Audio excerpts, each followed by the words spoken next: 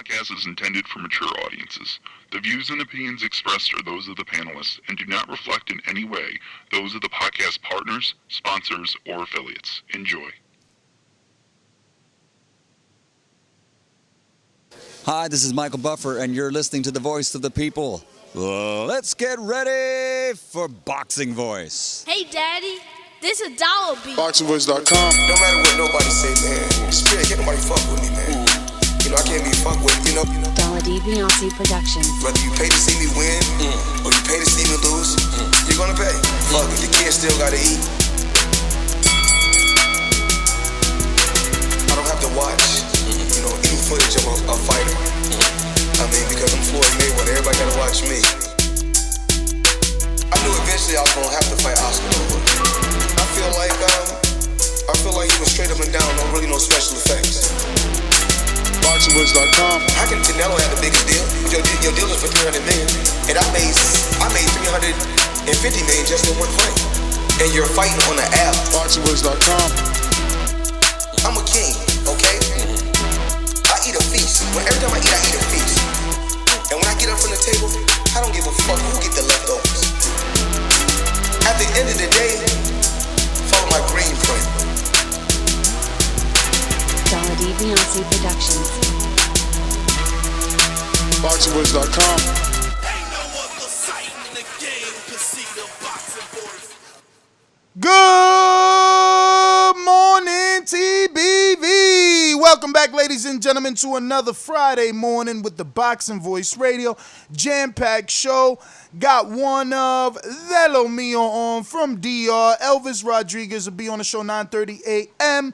Plus, we're going to be talking about Chris Eubank, his merger with Roy Jones now being official, and his wish list. If this is something you're interested in, well, then you know the number to call in is 1-425-569-5241. Press 1 one time. Voice your opinion right here on the Voice of the People hotline. We're talking Chris Eubank, Jermall Charlo, Gennady Golovkin, Canelo Alvarez, and even, who else? Jermall Charlo he wants. Yeah, that's his hit list, man. So let me head on out to Newark's own, or should I say, I don't even know. Uh-oh. I'm the most brutal and vicious and most ruthless champion there's ever been. There's no one can stop me. Legend and conqueror. No, I'm Alexander. He's no Alexander. I'm the best ever. There's never been anybody like me. I'm Sonny Liston. I'm Jack Dempsey. There's no one like me. I'm from Nairclaw. There's no one that can match. Both cities, man. Both cities. Newark, Elizabeth, all over the place. But if you got your cup of coffee ready, welcome to the morning show. And if you're across the pond, get that cup of tea if that's what you fancy. Yeah, man. Elvis Rodriguez, don't know too much about him. You got all souped up. I know he's your paisan, so maybe you'll tell me a little bit more about him because I'm not too hip on him. And yeah, man, Roy Jones Jr., man, doing a good job according to, Eubank as far as being a trainer. And, it's exciting to see him learn so much from a guy like Roy because, he's an athlete, Eubank, that is. He's an incredible athlete. So, learning some of those wrinkles and maybe adapting it to his own style could mean a lot. Could result in a very, very good thing. Maybe in a new and improved fighter and who knows, maybe now we'll start to believe a little bit more. Yeah, I mean, look, man, you can't go wrong with Roy Jones in your corner, and that's kind of why I wanted to discuss it because it is now official. According to Chris Eubank Jr., they seem to be in a long-term relationship. He's definitely content with the services of Roy. It says here, when asked by IFL on whether, he will be a permanent figure in his training camp, he being Roy Jones Jr., and I quote, he says, that's what it's looking like, yeah. I mean, this guy's a genius, man. Like, he really is. I'm actually upset that I only met him now, If I would have met him in my 20s instead of my 30s, it would have been crazy. But I've got him now. I'm still in my prime. I'm ready to learn and apply the things he's teaching me. He's a genius. He's a master. And one of the things that really struck me once I started to get into the swing of things out here is how hands-on he is. I thought I'd go in there, walk into the gym, and Roy Jones, he's got all these guys here, and all right, hit the bag for 5 minutes. I didn't think he'd spend the time because he's Roy Jones Jr. He doesn't have to be doing this. I thought he had a whole thing going on and that he wouldn't spend much time, but he's on me every single day. For the few hours that I am in the gym, he's on me the whole time, giving me all his knowledge, telling me everything I need to know, everything I need to do. He is a trainer in the truest sense of the word, more than I've ever experienced with anybody else. I'm learning a lot every week. He'll just say something or do something or show you something, and I'll be like, wow, why didn't I think of that? Or why haven't I been doing that? So, yeah, I'm pretty sure me and Roy are going to be working together for the foreseeable future, end quote. So that basically sets it in stone that they are working together. Now, before I get your thoughts on his quote, just factor in that he's been really able to benefit. Once COVID hit, he relocated himself to the Pensacola camp of Roy Jones. So he's been with Roy 2 months now, with a legend. We talk about all the great things that are to come of Devin Haney because he's linking up with Floyd. Imagine what Chris Eubank may look like after 2 months of isolation. Isolation, because is there anywhere to go in Pensacola, Florida? Is there any nightlife to speak of? It's nothing like Las Vegas. This is boot camp in its finest. I love what Chris Eubank is doing. Yeah, and according to what you read on the quotes, he's excited. He's excited about what he's receiving. It just you and me, you and I have been through so many boxing gyms throughout the country. We've seen fighters and different relationships, but to say that is just to say that we kind of can tell when something's going right, and this looks like it's going right. And the fact that Roy Jones is not just telling you, we know those guys, you're out there, hit the bag, go hit the bag, and that's it. And you don't get too much, but when you get the type of coach who's sitting in the ring with you, talking to you, doing the moves, letting you do the move, correcting you on the move, he does it again. I mean, he's on him. That's real teaching. That's real pupil-teacher type of relationship right there. You could gain so much knowledge. And you're right. He's down there in like a boot camp. What is he doing out there? He ain't doing much. All he got to do is time to spend is hang out with Roy Jones Jr. And the teaching goes outside of the ring. Conversations, experiences. There's so much good that could come out of that. I'm actually excited about it.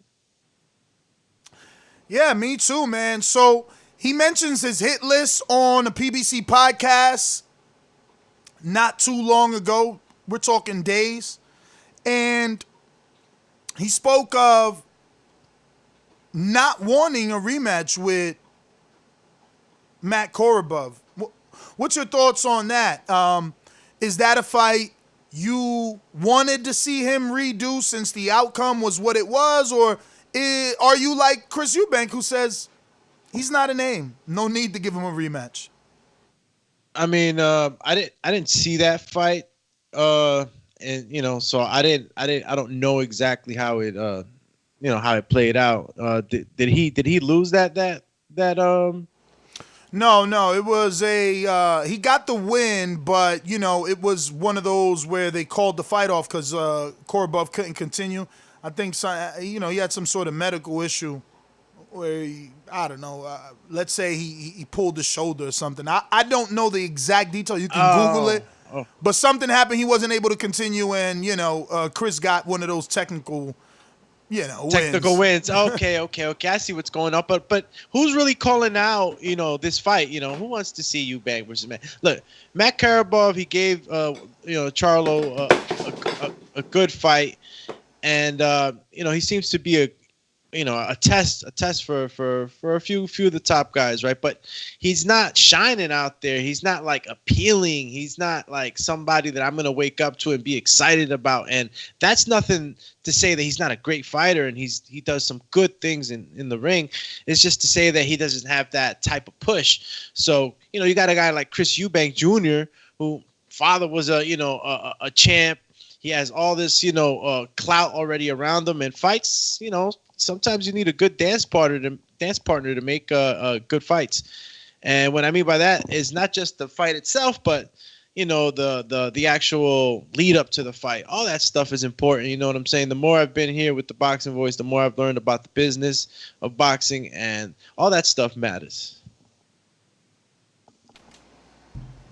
Yeah, man. I'm with him, bro. Like, just to see him put on a better performance with Korobov, I'm not interested. His fight was less controversial than Charlo's. No one's crying for Charlo to give him a rematch. Yeah, I say move on, man. Get something sexy, some sort of appealing name. I don't know if Korobov is that. Let Korobov do what he needs to do to get back in position. He's kind of in that Derevyanchenko route. He's got to, fight who he can get what he can, and move along. Like Chris said, he's just not a name. No one's gonna be jumping up and down because Chris decided to give Korobov a rematch. So, I'm cool with his decision. That being said, his hit list is Gennady Golovkin, Canelo Alvarez, and Jermall Charlo in that order. What do you think about the order? And are those names possible? So he said Gennady Golovkin first, right? That's who he would prefer. Yeah. I mean, you know what, man? We after seeing Gennady, fight Derevyanchenko and looking the way he looked, I can see why Eubank Jr. would probably see him as the lowest hanging fruit, so to speak, because he didn't look good, out of the people in that list. So Gennady Golovkin, though, still. People just, I don't know if they're counting him out. He's a hell of a puncher, man. And it's sort of like what Deontay Wilder has. It's always there. So, he would have to be very careful fighting Triple G. And I don't know if we ever seen Eubank get tested or his chin tested. I never really seen him dropped. Maybe you know more about this than I. Never seen him drop that I remember.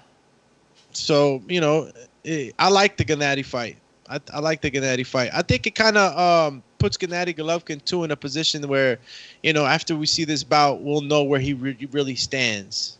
I think it'd be a great fight. It would be good for Eubank to, if he beats him, he conquers one of the old lions or whatever, however you want to see it. If Gennady beats Eubank, then, we still believe in Gennady, I guess, because there's not too much belief behind Gennady right now. Yeah, Gennady could use a win like this before going into the Canelo fight, but I would assume that his peoples and handlers would think it's too dangerous. Chris Eubank can possibly derail Gennady, especially at this age, but let me get to some audio here. Nothing impresses me. He hasn't fought anybody of note, and I saw a hell of a lot of weaknesses in his ability when he fought Korobov. That's a fight that I believe I would win comfortably. You mentioned the Now, he's speaking of Charlo there. He's saying he wasn't impressed with Charlo. Charlo hasn't faced anybody. And for those who don't know, so you don't have to use Google or Box, right? Charlo has beaten Julian Williams, who once upon a time was unified, and now he's beaten Austin Trout, who once upon a time was a middleweight champion. Two names at least, two champions Charlo beat, right? Or former champions. I don't know that Chris Eubank has beat any world champions, former world champions. I'm just being honest. Yeah, I couldn't mention a guy. I mean, yeah, he's fought champions, but exactly. He didn't beat Billy Joe, and he didn't beat George Groves. So, how about James DeGale? Was he ever a champ? You know what? That's his first former world champion. But, he did that after Caleb Truax, which upset James DeGale, and we talked about that before. Eubank always wanted DeGale, but DeGale always belittled him and said that his IBO wasn't a real title. You can't unify with that. And then in old age, DeGale faced him. So it's up to you what sort of credit you want to give him for the DeGale win. Mm-hmm. But, to say that the only former world champion that you faced was in 2019 is a bit sad. Yeah, you know what, man? I think everybody's brought through a little different. I think that Chris Eubank, he's been for most of his career, I guess he's fought out there in England, and I guess it's the push, right? Pushing him over here to the States so he could start fighting more in the States, because this is where you're gonna really get the the clout that you need and all that other stuff. So. Just getting them down here and getting a guy like Charlo, man. I think Charlo too is a great fight. I think that not that there's better matchup. I mean, I don't want to throw Triple G under the old man bus, but these guys are younger. I think it'd be a more competitive fight, and we wouldn't really make excuses for either fighter. Feel like Triple G is always going to be that excuse. Well, he was on his way out, or there's always something to be said, right? But these two guys. They're both 30, approximately the same age or whatnot. I like that. I like. Shout out to Kieran Betts, who said, I think it was Kieran Betts, but someone said, "Yo, he beat Arthur Abraham." Wait, he was a champ? No, he was a former world champ, but that one's even worse. Arthur Abraham has been so far removed from where he used to be at. I mean, look, when Eubank beat him, Arthur Abraham wasn't a champion, wasn't considered to be a champion, and was long, thought of as a guy that could not be a champion again. It was just a fight. It wasn't even like we weren't even excited over here. That thing, I don't know, maybe Germany or UK it took place. Probably a Frank Warren show, not even an Eddie show. Very. How about Andrade, man? Andrade. Actually, I think that fight might have been part of the Super World Boxing Super Series, maybe. I mean, yeah, Andrade is a possibility, but Andrade is with the other side of the street. People want to act like because Crawford said that there is no other side of the street that really means something. No, there's literally another side, and Chris isn't on it. Man, that sucks because he's been having a lot of trouble making fights. I mean, I know that he doesn't gain any titles. For people out there, you got to think of it like this. Chris already did business with Eddie. It didn't end well. We'll get to that part of the audio. That being said, I highly doubt that he's going to do some sort of co-promotion with Eddie at this point, unless the fight is of the magnitude of a Billy Joe, maybe a Canelo, a Gennady, but... Is he going to be willing, or are the powers that be going to be willing to co-promote with Andre? We got about 6 minutes before we get our guest, Elvis Rodriguez. He's going to be fighting. Boxing is back. He's fighting July 15th, I believe. He's on a top rank card, and he is signed to Top Rank. So if you want to ask him a question, you can do so by dropping that in the Ask Elvis Rodriguez a Question, a Patreon-only post. I'm actually tweeting out the link, so if you're following us on Twitter, you can use the link to follow the post, and I'm putting it right here now in the YouTube live chat. So if you're in the live chat, you want to ask him a question who we'll be having on in a few minutes, you can do so. Let's get to this audio. You want to go for a title. Is there anybody else in particular that you'd like to fight, or just if somebody's got a belt, you're willing to fight him? I mean, if you're gonna ask me what my number one pick would be, it would be it's a toss up between Golovkin and Alvarez. I've wanted to fight Golovkin for years, and I was literally a day or two away from the fight happening with me and Karbov, and then it got taken away from me and given to Kell Brook by Eddie Hearn. So that is the fight that I would love. And I always was sad for him. I really wanted that fight. I never thought Kell Brook could get a win over Gennady. And, I much rathered Chris Eubank. At the time, Chris wasn't, a little wild. He wasn't a threat, right? But it still served as kind of like one of the best fights for Gennady at the time. Like, that would have been one of the better opponents regardless. So I always wanted it. But skimming over Charlo's resume, Julian Williams was a former champ. Austin Trout, former champ. Bundridge, former champ. And that is about it. So I seen someone ask how many former champs. There you go. Now, moving to Gennady Golovkin, do you like that fight for Chris better than the, aforementioned Jermall Charlo, who he feels isn't on his level and hasn't fought anybody? I think Jermall Charlo is a better. I mean, as a hardcore, I think I like Jermall better. And then plus, man, Triple G, man. I look, as much as I would like to see that fight. I think that the better odds are probably in that fight happening with Jermall. They're both on the same side, right? So it's more liable to happen than working across the street, like you say. It's not going to happen. So I'm going to go with something that's more closer to reality. Jermall Charlo. They're both young too. I like it. There's not really too much excuse on that. There's no old man excuse tied to it or anything like that. And I think it's a great win for either guy. Even if Jermall Charlo's not gaining any title or anything like that from Eubank, it's still an exciting fight. I think a lot of people get up and go see that fight, I mean, I would go see Jermall Charlo, but I think that the Gennady fight is the bigger fight. I just don't think that Dazn puts him in there. But when we're talking about Gennady, I don't think there's even a question about his resume. He fought James DeGale back in, actually not James DeGale, that was Daniel Gill, who was a two-time champion back in 2014.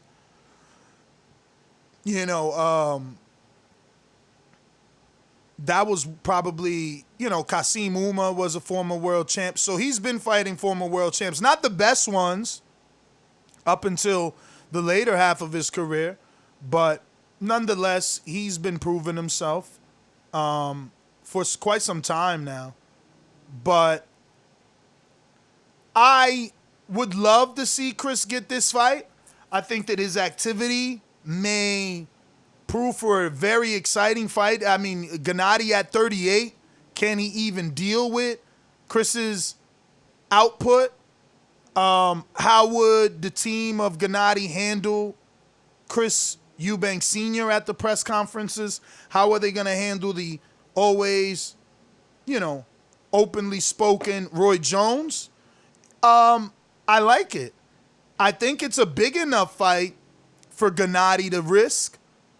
But I still think that the money that lies in that Canelo fight won't allow him to take, his opportunity here.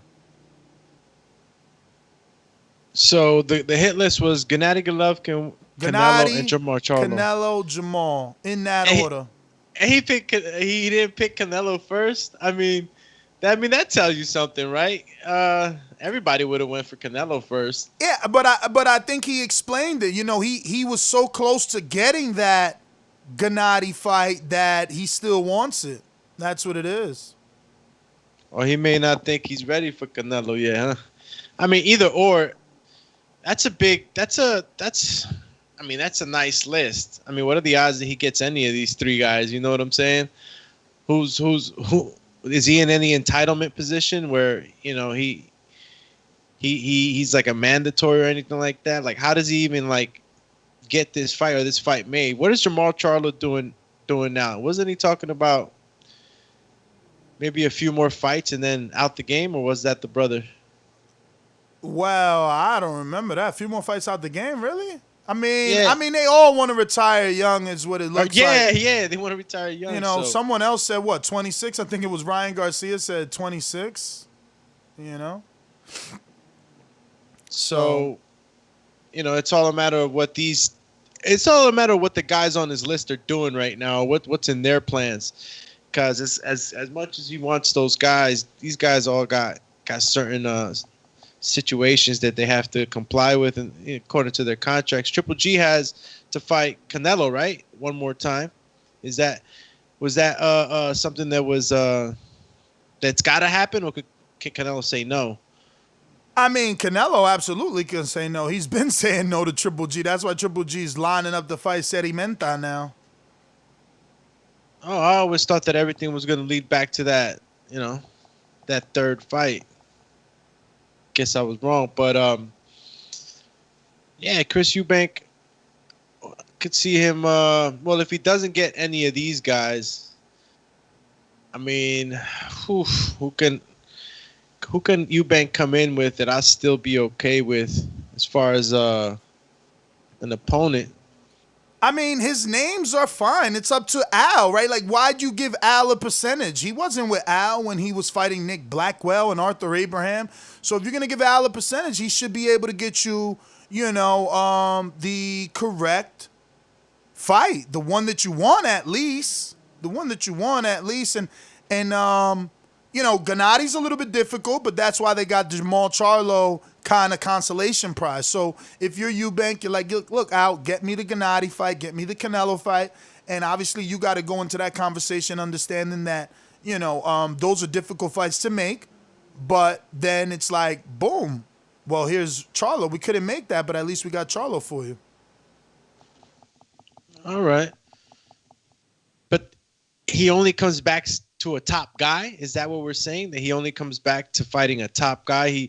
There's no other possibility of maybe, you know, we were talking about gatekeepers, journeyman, or does he fight another journeyman? You know, another look good fight? Because he has been learning new style. Who, Gennady or Roy? Eubank. Eubank, yeah. I mean, honestly speaking, the entire PBC podcast interview, he made it clear he will not fight a Canelo or a Gennady without an audience. Not that he won't, but that those are fights that he feels deserve to be on in front of a crowd, you know, in front of a crowd. So there will be a tune-up. If he feels that that needs to be in front of a crowd, I'm sure he's not going to fight Charlo without a crowd. And he made it clear, like, he would fight a tune-up or an eliminator without a crowd. He was specific, tune-up or eliminator without a crowd, but he wouldn't fight Gennady or, you know, Golovkin, Canelo without a crowd. And where are we in that state in boxing right now? Is there going to be a crowd show pretty soon? I think that something that we were getting excited about. I forgot what show it was. I know we had that. I think there was one. Oh no, that the one in DR got canceled. Okay. Yeah, that was for tomorrow. That one got canceled. All right. So there hasn't been an event yet in boxing in the States. An event? Yeah.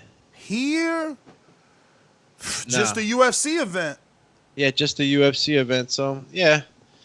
So I guess we will get that tune-up, obviously, first, if that's what he was saying. I mean, I would recommend it, actually, you know, coming out of a training camp where you're learning new wrinkles. You want to try these new things out in a fight, or even in sparring. I don't even know if he's sparring out there. You know, Eubank's learning all the wrinkles and stuff, but like, is he getting to apply it in a fight?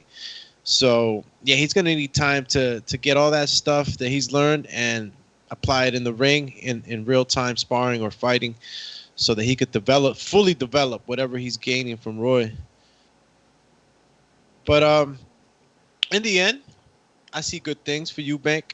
I think that him being on the PBC side, he has the ability, or he's in the stable with the ability to make big fights.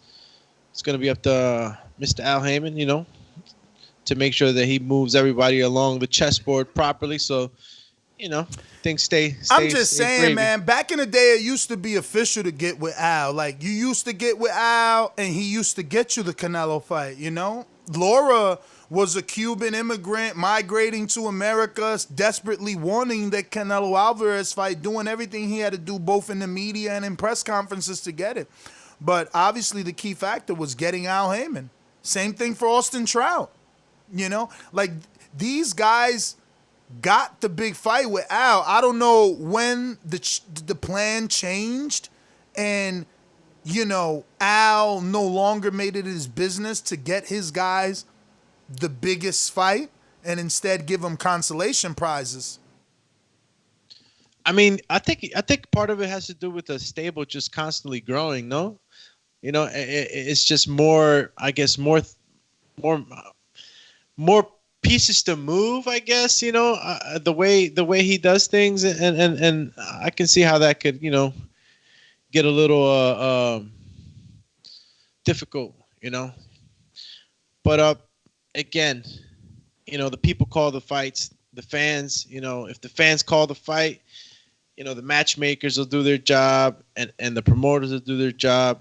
It's just up to the people to see where they want Eubank Jr., man. If the people want to see that fight, the people are going to call for it. Yeah, I mean, what do you want? You haven't really given me what do you want from his hit list? No, I honestly want the Charlo fight. I want the Charlo fight. Okay. We've been calling out for these, young fighters to fight young fighters. You know what I'm saying? We want to see the best fighting the best. You know what I mean? And like, we don't want to see a Matt Karabov. We don't want to see a Dennis Hogan or whatever. We don't want to. We want to see guys that are rising stars or at that pinnacle facing each other. It's just more exciting for us as fans, obviously. It's a business and things have to make sense. But if those two can make it right, and they could because they're on the same side. It's funny that Eubank says he hasn't faced anybody. Charlo being a 2-division champion. They both being the same age. Charlo having the, bigger wins. I wonder how this press conference will turn out because, Chris has that very calm but arrogant demeanor. So I wonder how that translates press conference in Charlo's face, I think Charlo, that's the thing, man. That's why I want to see this, bro. It's like I get excited. I'm the boxing fan that gets excited not only about the fight, but the lead up. So all that's entertainment for me. Like, I'm getting entertained by the fight before the fight even comes. I'm looking at and that's how it should be. The promoters need to make that a thing. Like, you got to entertain us in the build-up or we're not going to be entertained for the fight. Yeah, we're not going to plan for your weekend fight unless you got me going the whole week. Like, you got me with I remember 24/7 was that was the name of the Mayweather program, 24. I forget the exact name, but all that stuff, I need that. And Charlo makes a great dance partner with Chris Eubank. You just said it. Chris got that little arrogant, I'm fresh with it, what I'm saying, attitude. But Charlo too, he fresh. You feel me? But Charlo always brings that attitude, man. He always brings that attitude, and he actually can like get you out of your zone. You know what I'm saying? He gets you into that zone. I mean, look, him and Tony Harrison, that was hilarious, and exciting and all that other stuff. So it's like these are the type of things that get us fans excited. You're entertaining us throughout the thing, and boom, it's over. Time to fight. I see UK fans saying Charlo's an email champ like Devin Haney. Funny that you guys even, fix your fingers to type that when Eubank hasn't never won a world title. Let that sink in, man. No Commonwealth? Let that sink in, man. You guys need to, I don't know, think before you talk. Yeah, you can't talk about Charlo's opposition when he actually won a world title versus, and defended it versus who the people wanted him to defend it. They claimed he would duck Julian Williams, but how fickle we are, how quickly we forget. Yeah, nah, Jermall Charlo's definitely, come on, you gotta give him his due respect. You know what I'm saying? That's the reason why Eubank's calling him. He's one of the guys on the list. It's not just because he feels like he can beat them, but he knows that a win over any of these guys is huge. And again, Jermall Charlo, the reason why I want that fight is because they're young, they're in their prime. I see a big lead up, talking shit and all that. Canelo, I always want to see my man Canelo fight, but he's not really I mean, Danny was the first time where I actually saw Canelo get a little bit, his feathers ruffled up, and he started getting. Who's a bigger name to you in the UK, Billy Joe Saunders or Chris Eubank? Does Chris Eubank having the father, the legendary name, get him more pay-per-view sales, more viewership? Nah, Billy Joe's still the bigger guy. Wow, Billy really? Joe, yeah, Billy Joe's still the bigger guy, even though he did that stupid crap on the on the posting of the that bull crap that we all heard about. He's still the guy, man. He has the better wins. He's slick. He's fun to watch because when he's making you miss, he does that whole where did it go? He's still an exciting fighter. Even though he's controversial in a lot of ways. He's still more popular in the UK. I think but Eubank does have that clout. He has that clout. I'm just giving Billy Joe that win on that. Yeah, I don't know how you could say Charlo beat bums when he beat Austin Trout, K9 Bundridge, Julian Williams. Those are 3 decent names. Yeah, that's champ right there. All bigger names than any win on Chris Eubank's resume. Chris, maybe James DeGale again, but I guess you could put James DeGale's win right with Charlo's title shot versus K9. K9 was a champion at the time when Charlo fought him, unlike DeGale, who vacated to fight Chris. Just in case you need a revisionist history. Yeah, it's crazy because, regardless of what you got to say about Jermall, he's taking guys out. My man Eubank, he TKO'd Korobov or whatever, but it was an injury.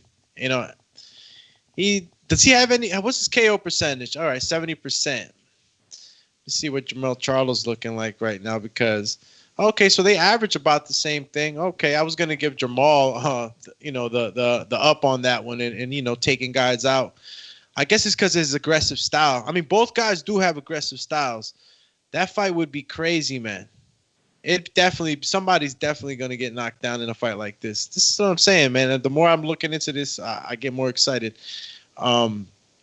Yeah, these guys both believe in themselves. I could imagine you facing Canelo and still being a little wary. You know what I'm saying? You're facing that guy. Wary of what?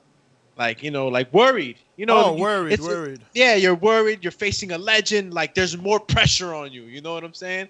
Not that there ain't no pressure with Jermall, but like, I see them both in a good mindset to really take on each other. Like, I could take you out. I know I could take you out.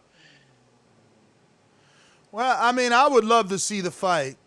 It's the only fight out of everything that we've been discussing all morning that is possible, or rather easiest to make, which is Charlo and Eubank. Very easy to make. And I'm going to try and get our guest on here. See if we can add him to the call. Mr. Elvis Rodriguez. Yeah. And he's been fighting out here. Yeah, no, he signed the Top Rank. Elvis is, and he should be fighting in July. He was scheduled already, and obviously coronavirus pushed him back. So it sounds like we got him on the line. Let me just give them a few minutes to connect and turn the cameras on and get things going. So, yeah, it looks like we're going to be ready with Elvis Rodriguez, up and coming. How you doing, guys? Good morning. Buenos días. ¿Cómo están? Good morning. How's everyone? Good. Bien. Benji, can you turn the camera on so the people can see the guy? Start getting to know his face. How we do this? ¿Cómo hago esta vaina? Tiene que ver un icon ahí para la cámara. There you go. Hold on, put his shirt on. Está desnudo el hombre, está desnudo. Ya tú sabes. So how are you, Benji? We'll talk to you. You're the manager. How did you find this guy, man? How did you find him, and why is he special? Special enough, obviously, for Freddie Roach to invest his time and be his full-time trainer for a prospect, which is really unseen right now. Elvis is 5 or 6-0. 6-0. So tell us, where'd you find him, and how good could he be? You know, I just have my ear to the amateur scene, see what's going on, and I saw this kid who was he had such a pro style and was banging these guys and banging these guys out, and you know, he was one of the few guys that was really exciting. You know, I saw a couple of these 140-pound stars, quote unquote, but they would put me to sleep. And you know, this guy was just, all his amateur fights are so exciting. So I was like, you know, this guy could be something in the pros. And for him, honestly, I think, you know, the sky's the limit, bro. The sky's the limit for him. Well, let's spice things up. I mean, you guys can choose to confirm or deny, but I did hear that there was a possible sparring match that could have taken place with Elvis and a guy that's supposedly self-proclaimed in the runnings for an Errol Spence Jr. fight, and I'm talking about Maurice Ambitious, a.k.a. Victorious Lee. I want to know, how well does Elvis know him, and can he confirm or deny any of the rumors that he will put all types of hands on Ambitious? Que ellos escucharon que tú guanteaste con Maurice Lee y que alguien le dijo por ahí que le metiste las manos. Sí, que guanteamos ahí como 3 veces, estuvimos guanteando con él ahí, en verdad le metimos la mano bien, sí. He said, yeah, we fought him like 3 times, and we put hands on him. Hands on him enough that they didn't want to get back in the ring, but wow, that's all I'm saying about that. So then ask him, obviously he shared the ring with Ambitious Lee. Does he consider him a decent tune-up for Earl, considering the tragic accident, or does he think that Mr. Lee doesn't stand a chance even with the accident? Si tú consideras que Maurice Lee es bueno para que él comience, o que pensando del accidente que tuvo o que si él no tiene posibilidad aún con el accidente. Bueno, ¿qué te digo? No sé, no, o sea, no tengo conocimiento de cómo está el estado de salud de Errol Spencer, si está al 100% todavía, pero creo que si Errol Spencer está en salud y se prepara al 100% para una pelea, no creo que él tenga oportunidad, ¿no? He said, you know, I'm not sure what type of shape Errol Spence is in after the fight. You know, if he's in any type of fighting shape, but if he's, you know, the same Errol Spence that was there before, he doesn't stand a chance. Wow. So obviously, Maurice Lee is a 147-pounder. What weight was he when Elvis sparred him? Elvis fights at 140. So what weight was Elvis, and what do you guys assume Maurice was? Because it's interesting to see a 140 obviously say that he basically beat up a guy bigger than him who normally would be bigger than his fighting weight come sparring time. ¿Cuándo él estaba pesando, tú crees? No recuerdo, pero tú sabes que casi la mayoría de las veces yo nunca hago el sparring con 140. Tú sabes lo que pasa cada vez que me ponen a hacer sparring con alguien de He said he's not sure, but he says he never spars 140-pounders because when he gets in the ring with 140-pounders, it doesn't go well for them. So how is it going with him and Freddie Roach? Is the language barrier an issue, or are you there 100% of the time? Que, o sea, ¿cómo te va con Freddie y el lenguaje? ¿Cómo se comunica? Sí, la comunicación, sí, ¿cómo te va? Bueno, las cosas han salido bien, gracias a Dios, mejor de lo que esperaban hasta ahora, y nos hemos estado entendiendo bien. Yo poco a poco o sea, tengo un poco de conocimiento de lo que es el inglés y poco a poco seguimos aprendiendo todos los días y nos hemos ido entendiendo y las cosas han estado saliendo bien, esperando que sigan así. He said, thankfully, they've been able to communicate well. He understands a little bit of English, so, little by little, they've been understanding each other more and more, but thankfully, it's been going really well up until this point. Are you present during the training, Benji, and do you assist in translation, making sure that he gets it? Most of the time, I'm present. So you don't have the luxury of just being full-time manager and kind of chaperone? No, I'm here almost, I'd say, 90-95% of the time. Beautiful.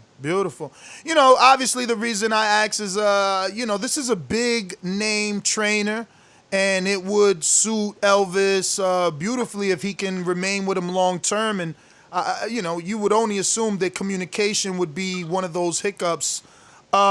But you as the manager, what would you say you are seeing in the developmental department in terms of Elvis's skills after being under the tutelage of a Freddie Roach? Oh, it's been, leaps and bounds. The fighter that he is right now compared to the fighter that he was when he got here, two different guys, bro. He's just came along so nicely, and I think that his style just suited, he's a southpaw, he's aggressive, so him and Freddie was kind of like a match made in heaven. So, has he had the, liberty to spar Manny Pacquiao, and is he looking forward to Manny getting back in the ring to possibly go to camp with Manny since, there's rumors he could be fighting? He hasn't sparred Manny Pacquiao yet. Que si tú quieres, está esperando que Manny Pacquiao vuelva para a lo mejor poder voltear con él. Sí, me gustaría. Eso sería una experiencia muy buena para mi carrera. He said he would love to spar Manny. Hopefully, in the next time he fights, it'd be a great experience for him. Obviously, me, myself being Dominican, my parents being Dominican, I understand the poverty that it is out there. Can you ask him if, when he was on the come up in the Dominican Republic, did he ever envision being trained by Freddie Roach and possibly even sparring Pacquiao, like being in the position that he's in right now?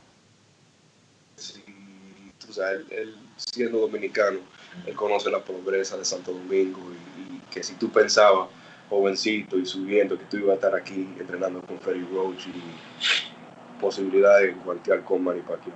Bueno, tú sabes que, como dice un dicho, el cielo es el límite, y yo vengo trabajando, o sea, estoy en el boxeo desde lo que son mis 11 años de edad, y siempre he estado trabajando fuerte. O sea, tal vez no me imaginaba que iba a estar aquí entrenando con Freddy y eso, y estando al nivel que estoy, pero sabes que para eso fue que trabajamos.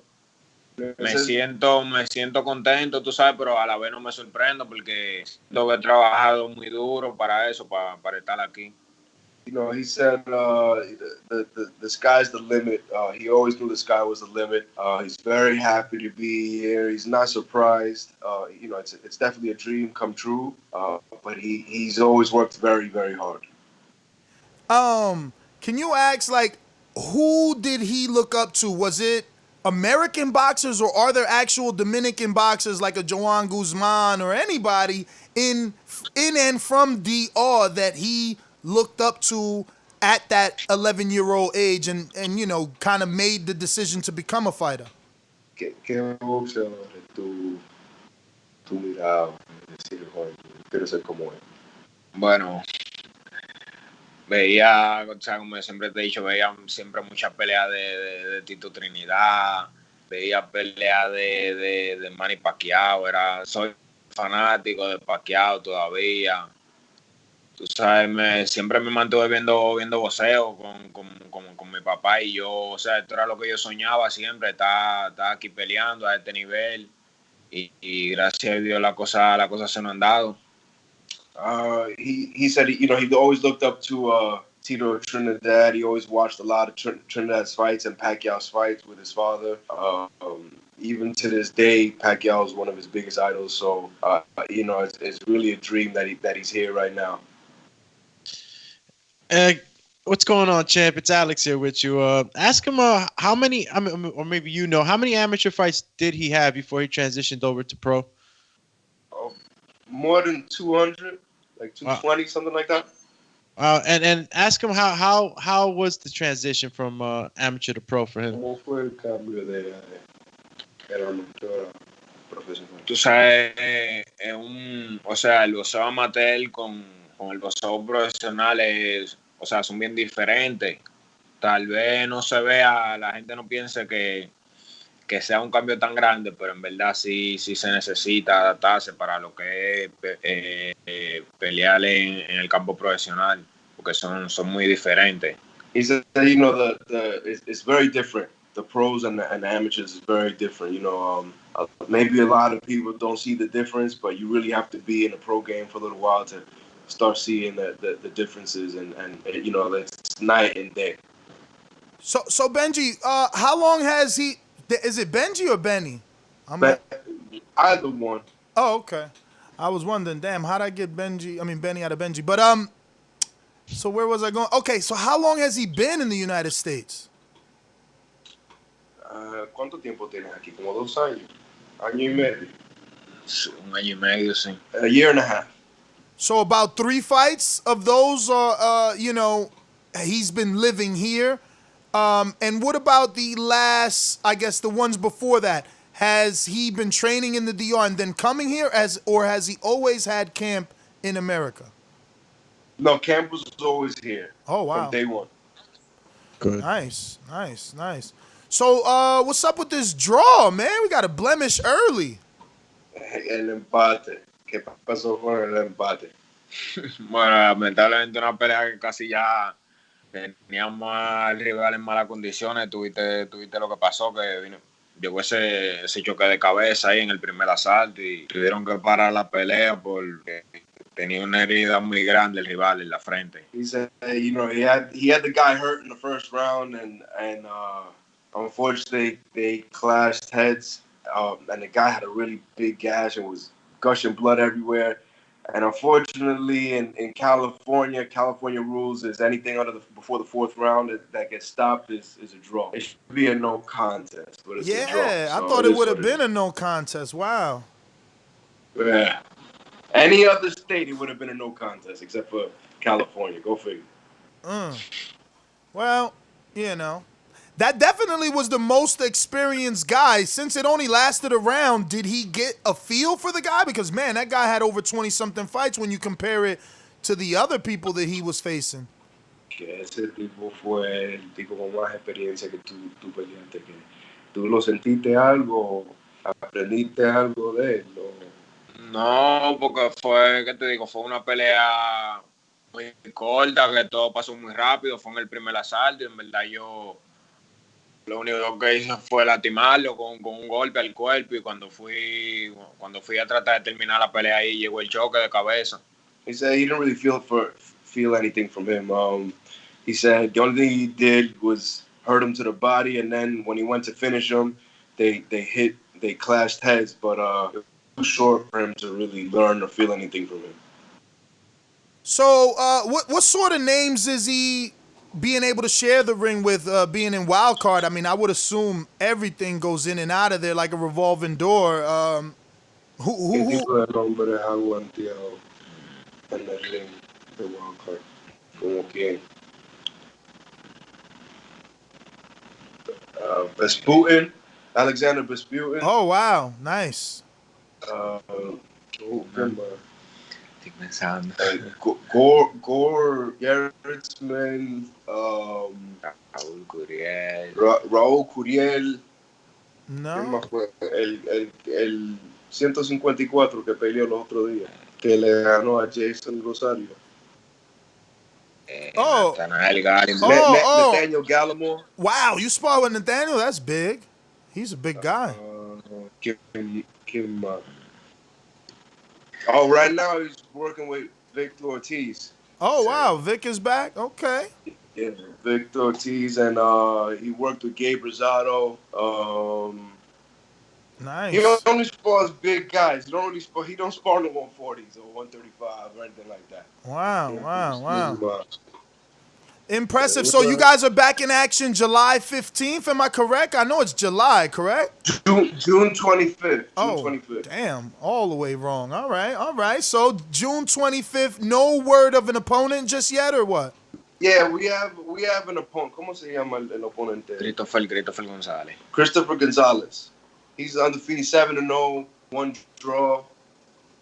Okay, and you guys had options, or this was the only name thrown at you because of the time? I know it's coronavirus, and you got to kind of pick names from here in the States. So, we had to pick names from the States. We were supposed to fight him in April. Unfortunately, because of Corona, the guy can't really... is a little bit heavier than, I guess he gained a little bit of weight, so the fight's going to be at 144. But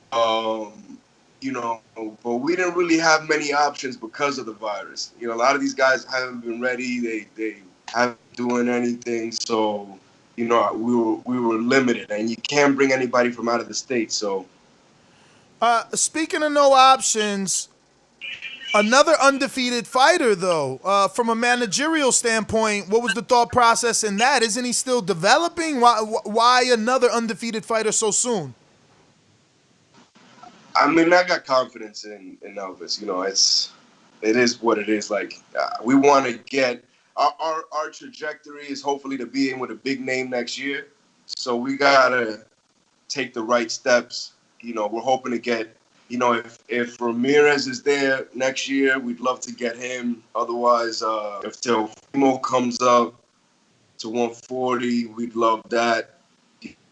That's so our trajectory is to build him to a big fight next year.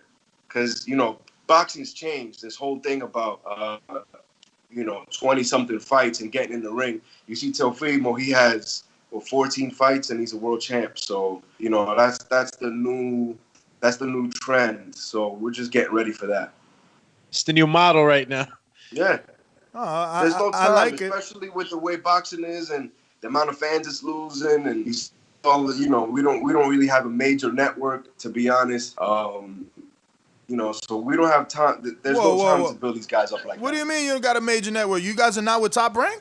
Yeah, no. Promotional wise, we do, but boxing isn't really on major networks. They lost HBO. They're on ESPN, but online really. So they don't. They're just trying to make big fights happen. Definitely. We got a couple questions from the people before we let you go. First one is from George in Dallas, Fort Worth, that says, the Dominican culture has a cool mask. Would you wear a face mask representing the Dominican culture during your next ring walk? I want to assume he's talking about February 27th. How could I explain it? I'm born over here, so I definitely don't know the traditional name of the mask, but I know exactly what he's talking about. Elvis, ¿tú has ido para ¿cómo se dice? La carne? El día de independencia, ¿verdad? Sí, el día de independencia, pero normalmente lo hacen como en La Vega y los hombres se ponen una máscara y te dan unos fuetazos. ¿Tú has ido para La Vega o nunca? Dile que no, todavía no he ido a La Vega en tiempo de carnaval. Pero tú sabes la máscara que yo digo, ¿verdad? Sí. So, la pregunta de él es si él dice que esas máscaras son, how you say cool? Que son bacanas. Sí, que son bacanas. So, él quiere saber si algún día te gustaría ponerte la máscara para caminar para el cuadrilátero. Sí, podría hacerlo. No está mala la idea porque eso es parte de la... De la cultura. De la cultura ya de nosotros. El carnaval vegano es uno de los carnavales más grandes que tenemos allá. Exacto. Yo he ido una vez nada más, pero chacho, te pisan los tenis más que diablo para allá. Hay demasiada gente y todo el mundo está pisando. Y entonces, la gente que se pone en esa máscara, te dan unos fuetazos. Yo no sé, mira, yo nací aquí, pero yo no sé si es una cosa de allá, pero uno alambre, una vaina... Y te quieren dar, muchacho. Sí. No. Eso es para pelear ya. No. Pero Tengo otra más. We got one more from James Valdez that says, James Valdez from San Antonio, no question, just wanted to tell Elvis, thank you for coming on the show and keeping us boxing fans entertained. Look forward to seeing your upcoming fight, champ. So no question, he just wanted to tell him what's up and that he's following his career. Yeah, but we're looking for big things next year. So hopefully, you keep your eye on him. On June 25th, we'll make another big splash and keep knocking these guys out. And God willing, 10 months, a year down the line, we should be in a big fight. That's the plan. We talk with Top Rank, so that's the plan with them right now. Last one, did he pull or pulls any sort of inspiration or motivation from Jason Rosario's big win over Julian Williams, becoming unified? Probably one of the first unified Dominicans that I know anyway. I think maybe Joan Guzman might have been unified at one point. Joan was. Que si te sientes inspirado por la pelea de Jason Rosario ser campeón mundial unificado. Sí, no, en verdad fue algo que fue una señal que me emocionó mucho. Tú sabes que eso demuestra que no hay límite, que nosotros los dominicanos tenemos el potencial para llegar donde nos propongamos, que solamente hay que trabajar fuerte. Yeah, he said, definitely it shows that there's really no limit if you train hard and that, even Dominicans can get there. For sure. Well, Benjamin, if you can, please give out your social media and have him give out his and tell him we'll definitely be tuned in June 25th. Can't wait. He's putting his undefeated record on the line versus another undefeated, and we definitely appreciate that. Que ponga, le dé el Instagram tuyo. El Instagram mío es Elvis, @Elvis Rodríguez Box. Elvis Rodriguez Box. We got a couple late minute questions too, if you have time. Big Casual says, what big time boxer can you see yourself fighting in the future? Nombre, tú te ves peleando en el futuro. Nombre grande. Bueno, ¿qué te digo? O sea, nosotros estamos haciendo campaña en las 140 libras y si Dios lo permite, el trabajo que estamos haciendo es para en tal vez un año ya está peleando ya con los nombres más grandes que hay en ese peso, dígase Josh Taylor, José Ramírez, ¿quién mata por ahí? Teofimo López, que posiblemente suba a 140, Ryan García, todas esas 135 libras que tal vez en un futuro suban a 140 libras, nosotros vamos a estar listos. And does he think he can hold? Oh, well, actually, go ahead and translate. Sorry. He said, hopefully in the future, the big names, Josh Taylor, Jose Ramirez, Teofimo, if he comes up, Ryan Garcia, Devin Haney. And do you think he can hold that weight? Because obviously he said Jose Ramirez, that would be a fantastic fight. But is Jose going to be around? And can Elvis stay around to wait for the Ryans and the Teofimos and the Gervantes to move up? Si tú te puedes quedar en 140 para esperarlo. Bueno, creo que sí, que yo para el próximo año yo voy a estar aquí todavía en 140 libras. Yeah, he makes the weight no problem. He doesn't struggle to make weight or anything. So, we'll be around 140 for a while. I don't know if Ramirez is going to be around. He's a big guy and, he's getting older, so he's probably putting on a little bit of weight. But I think those other guys will be around, soon enough. Teofimo's definitely getting bigger. I see him moving up, within the next year or so. So definitely that's a realistic fight. I don't know if Ryan Garcia and Devin Haney and those guys will move up, but whatever happens. When's the next time? Well, obviously we don't know exactly, but the next fight that he does have, is it going to be an June 8-round 25th. fight? June 20th. He fights June 25th. Okay, so how many rounds is that Christopher fight? I believe it's a 6-rounder still. Christopher Gonzalez, he's facing June 25th. Last question, sorry. That one white boy says, how do you like being in America compared to the Dominican Republic? Can you give us your favorite aspect about both countries? ¿Cómo te gusta estar en Estados Unidos comparado con República Dominicana? ¿Nos puedes dar la Bueno, comparación? creo que por lo menos para lo que yo estoy haciendo, que es entrenando y eso, aquí las cosas se me hacen mucho más fácil. Tengo mejores guanteos, mejor entrenamiento. O sea, las condiciones están mucho mejores aquí para entrenar que en República Dominicana. You know, he said for boxing, you know, it's much better here. He's more focused. He's better sparring, better training, and the conditions are just overall better here for training than he. And just what does he like about America the most, and what did he like about DR the most? ¿Qué te gusta? ¿Qué es lo más que te gusta de Estados Unidos? ¿Qué es lo que te gusta más de Santo Domingo? Bueno, de Santo Domingo, tú sabes lo que más me gusta. O sea, es un poco difícil estar aquí a la vez porque aquí podría decir, no tengo nadie de mi familia. Toda mi familia está allá en Santo Domingo. O sea, extraño mucho la comida allá de Santo Domingo y eso. He misses, you know, his family and the food a lot. Yeah. So there's no Dominican spots out there, like no Dominican restaurants Nothing. in the whole Cali. Nothing, not at all. Nah, Ness, they lack that over there, Ness. Oh my There's God! no like Latin culture. Yo, in you Cali go open a whatsoever. churrasco, you're the man. So he hasn't been to New York City yet. You haven't he hasn't had a fight. Let me check. Yeah, so we took him to New York. We went to Teofimo's last fight. Okay.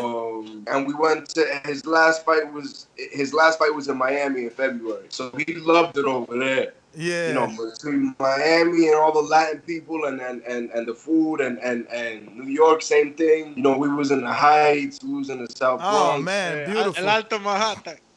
Beautiful. You know, I'm actually kind of glad though, right? Like you keep him away from his people, he might stay more focused, man. Guzman, even Fortuna, these guys are talented, but you know, kind of lack that motivation in the gym. You know, Guzman had a history of missing weight, and Fortuna doesn't really give you everything you think he can give you all the time. So, you know, maybe it's probably best he's staying away from everybody until he gets where he needs to go. Que tú estés aquí porque Fortuna y Guzmán estaban bien desenfocados y nunca te dieron el 100%. Sí, no, por ahora, o sea, estamos aquí, estamos enfocados al 100% y sabemos, o sea, que es un deporte bien difícil, pero que nadie me dijo a mí que sea boxeador, nadie me obligó, esto fui yo que lo elegí, sé que tengo que atender mis responsabilidades. He's definitely here, you know, thankfully, you know, give 100%. He's focused and he has the discipline, and nobody forced him to be a boxer. He chose to be a boxer. So, you know, this was his choice.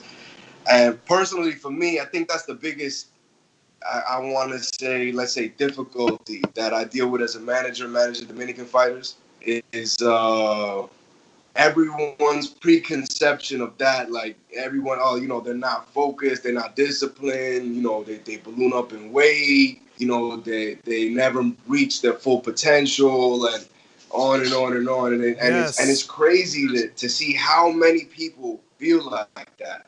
So I told them the other day that, you know, the most difficult thing in this world to do is be the first at something. So right now, he needs to be the first Dominican to show people that that's not real. That, you know, that's them and he's different, and not everybody's like that. Well, I mean, he's coming at a great time, too. You know, he can be part of the movement that changes the perception of the Dominican fighter. If you remember, even 5 years ago, Cubans had it bad. I mean, you couldn't be Cuban and get on TV. You know what I mean? It was just difficult. So right now, he's got guys like Jason Rosario, himself. Miguel Echeverria? He's also Dominican and doing real good. There's a few, you know. Herman Salcido from Miami the trainer of Lewis. He has a few of them. But I want to thank you guys, obviously, for coming on, man. We appreciate you coming on. And shout out to you, man. Most Dominican fighters that come into the game are via Samson Lewickovic. So you're doing your thing, grabbing yourself some hot talent out there, man. Appreciate you guys giving us the opportunity. And can't wait to get you back on. Much success June 25th, man. Ya lo sabe de lo mío. Ya tú sabes. Gracias.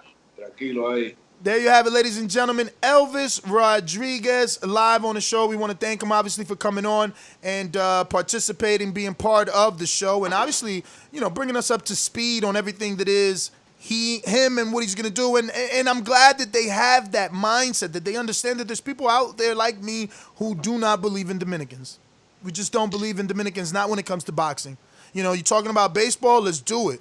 You know what I mean? You talking about dancing? Let's do it. Let's go, Chip. Picking up some chicks? Let's do it. But boxing, man, that takes a lot of discipline, and I'm happy for him. You know what I mean? He's with the good team. He's in the right place, and hopefully it pans out. Look, I'm going to give you my final thoughts on the main topic, Charlo.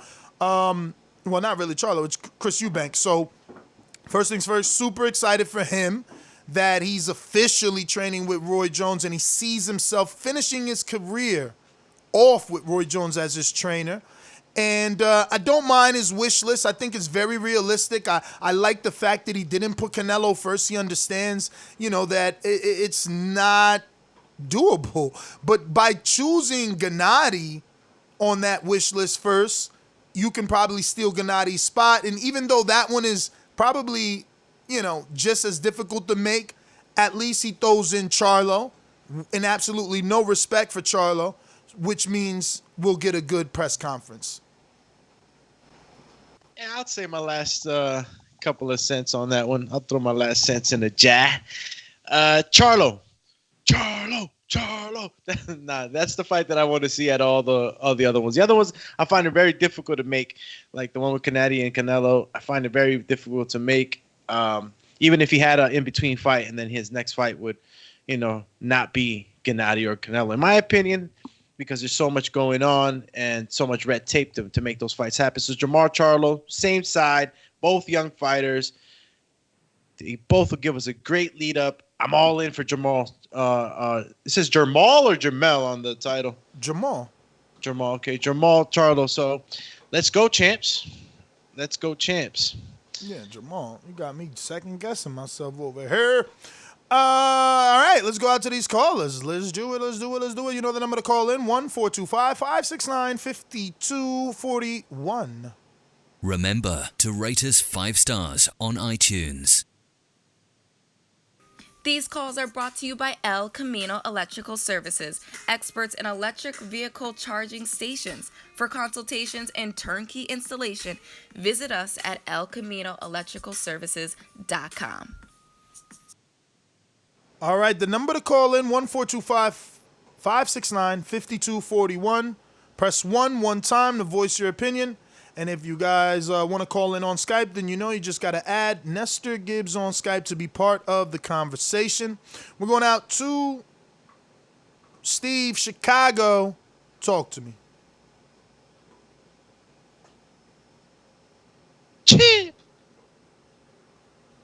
Yeah, hey, can you come back to me? Sure, we're going out to Josh in North Carolina. Ringer, what up?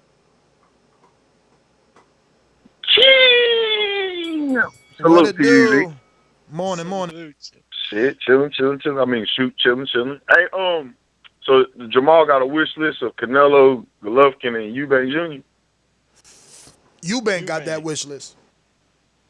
Well, that's all three. Well, maybe Golovkin he beat, but the other two he lose to.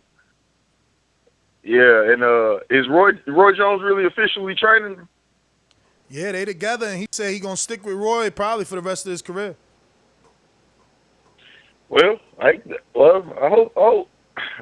that for him because Roy be trying to teach people to fight like him instead of just training them. So I don't know.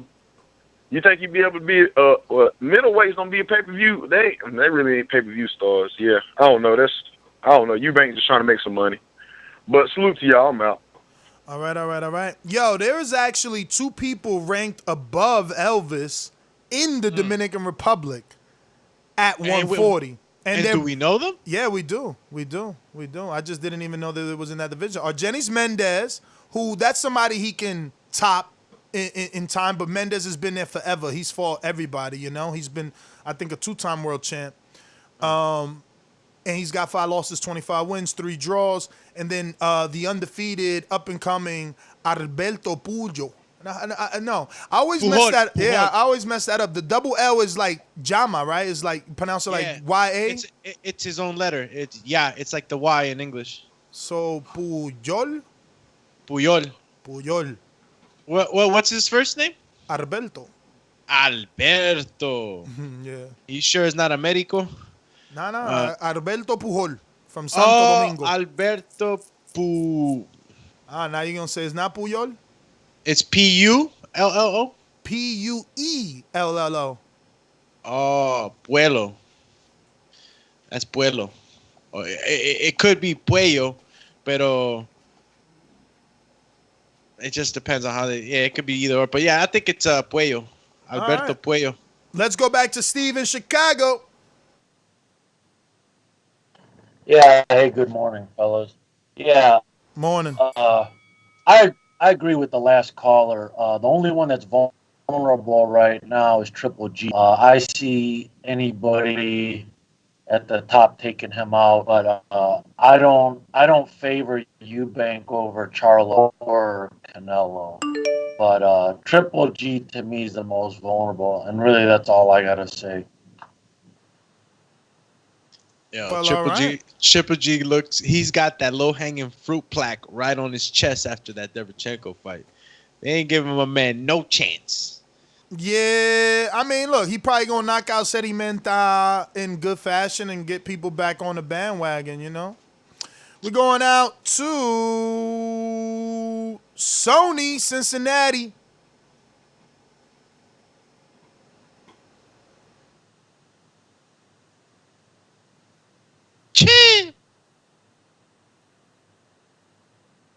Sony going once. Those vases. Finish him. We're going out to New Jersey. Just like the king is what I mean. The king is what I mean. Yo, TBV was good, fellas. What up? Yo, I say, Eubank. I see how he trying to go with it, and it makes sense to do the Triple G fight because it feel good and it sound good. Like, yeah, I had to fight. It was, and I agree with that because I don't know why it didn't happen. But what I also say is, it's a better common opponent. Triple G don't look as fearless, and even sooner than that, why not Eubank and Jacobs? Because last night y'all was talking about Derevchenko. And I thought Jacobs, and Derevchenko was a good fight, and it was a closer fight with Triple G and Derevchenko. Put, Eubank Jr., if he can't get the Triple G fight, put him in there with Jacobs. I think it's a good fight for both of them. So his wish list is pretty good. I ain't gonna hold the line up, man. Shout out to y'all fellas, man. I'm out. King Amin of Essex. Yo. Oh, what? I'm getting some info. Man. If I got time, I'm going to work today. I'm getting a lot of info for a new show. Breaking news here on the Boxing Voice. But I'll let you just keep that in your... what the heck is this? Register. Your pocket. Anyway, we're going out to J-Mac in the New Orleans. J-Mac in the New Orleans. You know how these bitches is in the sport. Total disrespect. Kid has no class, no style. I'm a gorilla, I'm a dog. I'm a dog, I'm a gorilla. The smartest thing you can do is to stay away from terrorists. It can't be the boogeyman if I'm chasing him. You want to bet? You can bet 100,000 on that. Let's bet $1 million. Easy. Let's bet $1 million. Hello? Yo. What up, champ? What's up? Good morning. Morning. I called the ads into the interview, and the topic of the show is Roy Jones training Oh boy. Officially now, because remember they was just doing the lockdown quarantine thing, but that's it. They must have had that magical conversation. He said he's staying with Roy for the rest of his career. Plus, he's saying wish list is Gennady, Canelo, Jermall in that order. All right, let me get my 2 calls back to back. I don't like it, but I mean, shit, I ain't the fighter, and I ain't Chris Eubank Jr. I heard he used to do some shit like he used to train himself, or at least he used to be out there speaking like he trains himself. And for a guy who trains himself to hook up with Roy Jones, that's kind of scary and dangerous. I don't. However, I think Roy Jones was a very talented fighter in his prime, but I think he was a great fighter only due to the athleticism phase where he was, and as soon as he started losing his athleticism and his traits, naturally he declined. So technically, I don't believe in Roy being able to like groom a fighter unless a fighter shares some of those special traits that he has. So I think that's a mistake. And like I said, Chris Eubank on record saying he's been training himself for the past years, and for him to get with a guy whose talent base was based off athleticism, I'm gonna question that decision until I see results or see how it benefits him in his fighting style. I mean, what else on it? Anything else? That's it. Man. Okay, I didn't know too much about the interview. I just was listening and stuff like that. Like I said, I came in a little late. Shit, I'll find out from the rest of the callers. All right, that's my calls. All right. I mean, J-Mac makes some good points. The only thing I gotta say about that really is, you gotta at least think about Eubank Jr.'s athleticism, like you said. He was saying that, it's based off athleticism. All the skills that Royce had, as soon as his athleticism started declining, so did his skill. I don't think it really works like that. Yeah, but you know what? The audio from the interview done with PBC's podcast with Chris Eubank, he spoke about that. They didn't even have to ask him. He said, look, I'm not fighting to be the next Roy or look like Roy. That's not what we doing. So, he knows that Roy tries to teach people the moves that he used to do, but they working on other stuff. I mean, there's a lot of clarity in the interview. Check it. But going right back to what he was saying is, like, I think you kind of answer your own question with what you said, because the athleticism in Eubank is crazy. So, any of the wrinkles that he's teaching them, I think that Eubank's athleticism will help, in making sure that those movements are executed precisely the way that Roy Jones wants it to. So, I give hope in that. The athleticism is there.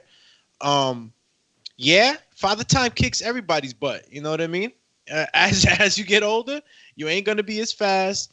You ain't gonna be, your reflexes ain't gonna be as sharp. All that stuff starts declining as you get older. But Eubank is not at that stage, so I still feel confident that regardless of what people may think about his fundamentals, which I don't really go against, because Roy Jones was unorthodox in his ways. He did things that we never saw before, putting his hands behind his back, all this crazy stuff. That he was a showman in the ring. And for people who don't know, being a showman in the ring ties to your style. You do certain things in the rings. You cause the fighter to react in certain ways. So, it's all about style, man. And he has the athleticism. Again, pointing towards the athleticism. Not going totally against what J-Mac said. Just, focusing on that little detail right there. Izzy, Oklahoma. The Chief. Good morning, Doomy. How are y'all?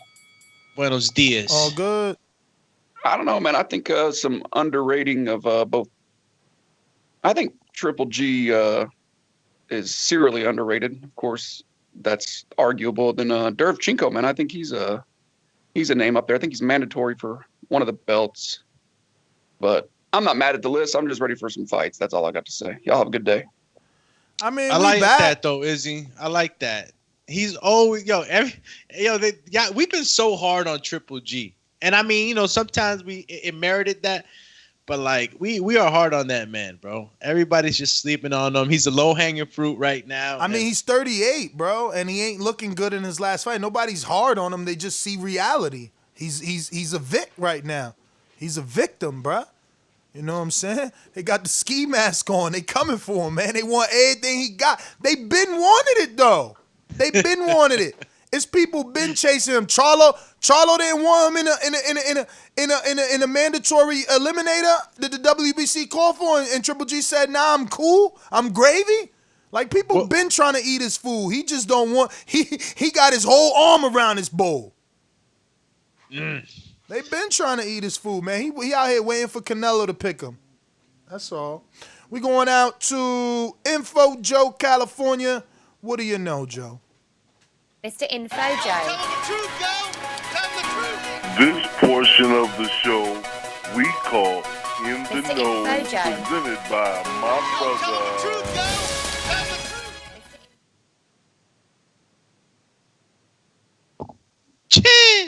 Yo, man, I was just doing my workout, getting my dips in this morning. What's up, TBV family? What up? Good morning. Good Buenos morning. dias. Bro, you're going to have to buy new shirts. You're going to make that back arm too big. Word. Hey, as far as Eubanks, man, I like his order. I think it's going to be Jermall Charlo, man, is going to be his next opponent, in my opinion. But I like the order that he has Gennady Golovkin, Jermall, then Canelo. Is that right? Yeah, he's got Golovkin, Canelo, Charlo. Yeah, but I think it's going to be Charlo first. Hope he can get out of that trouble he got in too. Also, well, he ain't been charged yet, man. He ain't been charged yet. You know, according to TMZ, he's just a suspect in an investigation. He ain't even been charged. So right now he's in the clear. TMZ probably, jumping the gun. Right. No, that's good. Hope he can get out of it and hope he don't get charged. Yo, shout out to Minneapolis. Hold your heads up. Keep pushing. And so we got boxing bars tomorrow or what? I mean, it's looking that way. I don't know. We got a couple things definitely solidified for sure. So we'll have one. 10 o'clock time, I'm assuming. Boxing bars is on, champ. It's on. All right, y'all. Shout out to the boxing gods. Everybody have a blessed, no stress day. And let's keep going. Let's keep pushing. Peace, family. Trey in the Bay, Boomerang. Chee. Just listening. Trey going once. Bro, that Coach Mitty workout, I definitely felt old yesterday. Greatness, Harlem.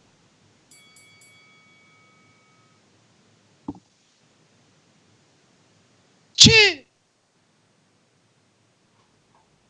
Caesar, Vegas. Caesar. Yo. What up, brother? You. Apologize for the background noise, guys. Happy Friday, man. Yeah, great show so far. I think Eubank. I think it would benefit Eubank to take the Triple G fight before the Charlo fight, but like Info Joe said, I think he's going to get the Charlo fight first, and that's going to be the end of that, because I think he was kind of getting it in the Korobov fight. He was catching him with some stuff. And if he, in my personal belief, if he hadn't gotten hurt, Korobov, that is, I think he would have, he would have put a whooping on Eubank the way it was looking. You know what I mean? But yeah, I never really watched Eubank fight too crazy like that. I mean, I watched a lot of his highlights and stuff like that. But what else are we talking about? Oh, that's it. Just Chris Eubank. He's officially training with Roy now. They made their announcement, and he put out his 3-fight wish list. Gennady, Canelo, Charlo. Oh, yeah, Triple G.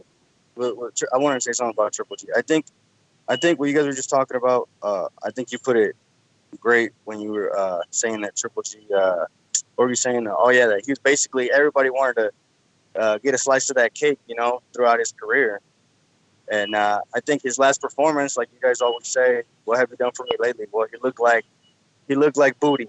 his last fight. So I think it just makes these guys want to jump on it more. But wasn't Triple G the one that turned down the Canelo fight this last time, and he chose to take that one with Sedimenta? Sedimenta, that's right. Yeah. It was him who. Yeah. All right. So yeah, I just wanted to clarify that because I thought you said that Canelo didn't want it. Yeah, he wasn't ready. He ain't gonna be ready, man. That style that he got, he ain't gonna be ready. He gotta put that into play. James, talk to us.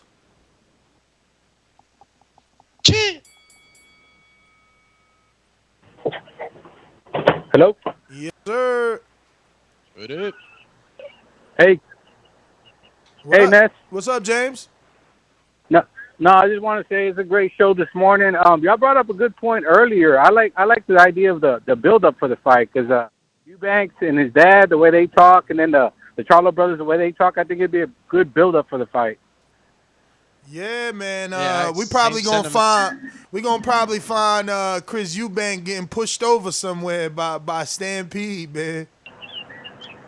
Maybe deep. Yeah, I like that. I like that build up too. And then I just want to say with that Elvis Rodriguez interview, and I can't keep up with you guys because I'm a new Patreon, and man, y'all put out so much stuff. Just this morning on the way to work, I heard that interview y'all had with Joel Diaz, and I couldn't believe it, man. He gave out so much stuff. I said, man, these guys got a great show. You guys got a great show. We just want to give you a thumbs up, man. Appreciate you, brother. Appreciate you, man. Thank you for being a Patreon. Obviously, we read your questions and your topics. Glad we're keeping you busy, man. Better to have than not have. Honestly, I was a truck driver. Better to have than not have. You know what I mean? Especially if you really love to consume audio content the way that I did. And that's why I make it the way that I do, because I understand that need, that itch. You're like searching. You need something. I think back, bro, and like when I used to work at the George Washington Bridge, I worked security. I was in a cubicle overnight, bro, every single day. I wish I would have known about the Boxing Boys or something like that, because, bro, you're alone sometimes. Mm-hmm. And, I understand as a trucker, too, you're driving, you're alone on the road. And, I know I would have went through so much faster through my shifts, man, listening to something like this. Yo, so, all right, so it looks like we got one new caller, and then he called in yesterday. We got you down, champ. I got you. Don't go nowhere. Let me see. That is Santi. What up, Santi? We got a new Santi. We got a Santi. We call him Santi. His name is Santiago, but this is Saint. I'm just saying Santi because I'm so Spanish. Saint Joseph. This is Saint Joseph right here. Before we go to St. Joseph, get yourself in order, Saint. We're going to be coming to you in a few seconds. I wanted to say, yo, bro, I'm tight that not no one, because obviously Doomy is here, but I'm tight that none of the other co-hosts showed up, man. Dominique was supposed to show up. She had text me and everything, asking what was the topic and stuff like that. And I guess Enrique's busy working on our secret weapon shirt. But no, he is, because he hit me up like, yo, I'm working, you know what I'm saying? I'm like, all right, bro.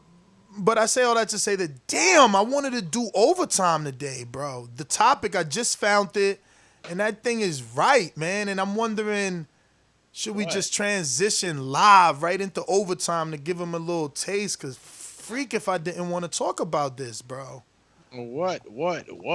You don't remember the overtime topic? Let me resend it. Because I don't want to talk about it in case we do it later if we ain't going to do it, you know what I mean?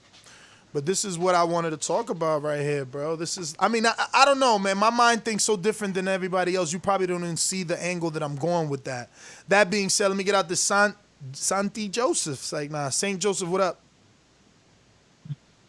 Hey, what's up, Ness? Hey, I appreciate the show, and I appreciate everything you're doing. I'm a truck driver also, so you out here helping me out on the daily. And, Eubank, I feel like he's right to go after Triple G because he's trying to get him. He's trying to get him while he's old. He saw he didn't really do much his last fight. He saw the like how he was messing up and everything. So I mean, that's all I really got to say. All right, champ. Thanks for the show. Yep. You know, the only downside to talking about the topic and not keeping the video separate is that then, you know, it's not searchable and nobody can use that free episode of Overtime to know what Overtime is about. But damn, this Overtime time. I was waiting. I saved this one too. We got CYP. Talk to me. What up, hookers? What up, hoes? What's happening? Listen, Hey, yo, listen, CYP, we ain't hookers and hoes, Chen. listen to me. Listen to me. Don't be getting offensive, man. Hey, it's touchy. Everybody touchy right now. Listen. I don't understand how you could be, man. How you could be a Eubanks fan but hate Charlo. Both of those men are cocky individuals, very confident black men. That don't bother me. I actually like cocky, confident black dudes. That's how I am. So I roll with them kind of cats. Don't bother me. The difference is one of them is better and he works harder. That's just it. It just happens to be one's better and works harder. If you believe in Eubanks, go ahead, root for him. I'm Lions only, and everybody knows that. So it is what it is. I'm not rooting for Eubanks. But I ain't got no issue with the man. Good luck to you in the fight. And when it's over, we're going to be pumping our fists like we do every fight, and it's going to be that. Now, some people in the chat, on the side note, seem to think that Ring Magazine don't matter now. Well, if Ring Magazine top 10 don't matter, the BBC top 10 don't matter, then I guess it's just about opinion. And if your opinion is all that matters, you have nothing, because none of our opinion matters to boxing. Get yourself right. CYP out. Well. We know where CYP's heart lays. Lions Den to this day. But I mean, yeah, you could argue definitely that Charlo's probably been out there seen as working hard. Have we ever seen Eubank as a slacker? I don't think so. Nah, hell no. As a hard worker. Yeah, like he overworks. Overworker, yeah. That might be even better. Yeah, he's definitely a worker, man. All right, so that is everybody except we got to go to Boomerang. J-Mac, talk to me. While we waiting for J-Mac, we got a super chat from DBX who says, Ness, we need that overtime. I want it, man. I want to do it. J-Mac not coming on. Maybe he doesn't need the Boomerang right there. He goes.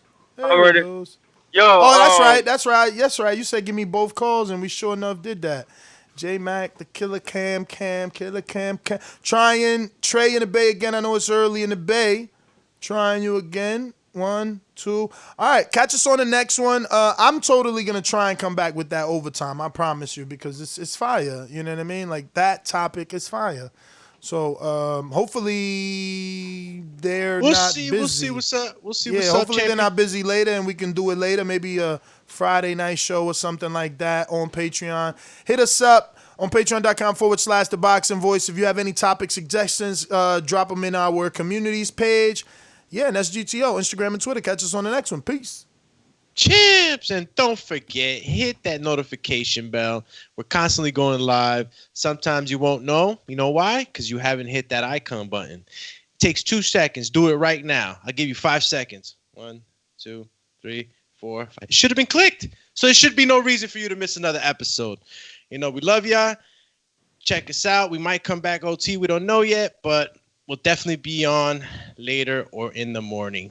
Hit that thumbs up, future, present, past. It helps with the visibility of the show. Don't forget to subscribe to the YouTube channel so you get those notifications, but you got to click the notification bell. And obviously, if you want more exclusive, never heard before content, join us at patreon.com/The Boxing Voice for more.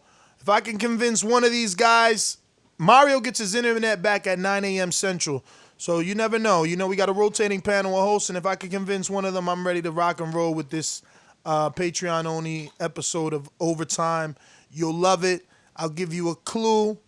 We'll talk Michael B. Jordan. I'll give you another clue. Hold on. Don't even say the name. Just say, you need a guy like me to point the finger at. Yeah, except you ain't going to be calling Scarface the bad guy after you hear what I got to say. I will be your bad guy. You won't like what I got to say about this particular topic. And that's why I'm so passionate. I was saving it for Friday, thinking everybody was going to be available. But we will do it. We will do it. Hey, bye.